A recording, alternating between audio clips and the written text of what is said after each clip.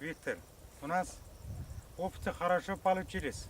Мы убрали это зерно, прибавка урожая получились 5-8 центнеров на гектар. Мы убрали картошки, у них прибавка урожая получились 10 центнеров на гектар. И качество хорошее, конечно. Помидоры тоже поспеют. Ну, рост большой, надеемся, урожай хороший будет. Мы еще обработали кукурузы. Кукуруза высота 3 метра. У них початка по 2 початка каждого куста. Не обработаны 1 початка каждого куста. Но прибавка будет 100%. Хлопчатника мы обработали 2 раза.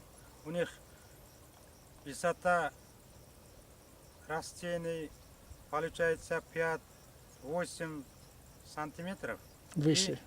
Выше, чем не обработанные. И у них плодородные ветви, получается 2-3 плодородные ветви. У нас получается 5-8 коробочки, чем больше, чем необработанный куст, необработанный хлопчатник. То есть это, грубо говоря, все равно где-то в районе 25-30% разница. Да.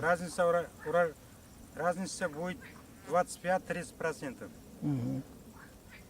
Виктор наш приглашает, мы хотим посмотреть вашим, как работает, условия производства, удобрения, какой технологию применения. Мы дадим все эти данные. Спасибо вам. Все.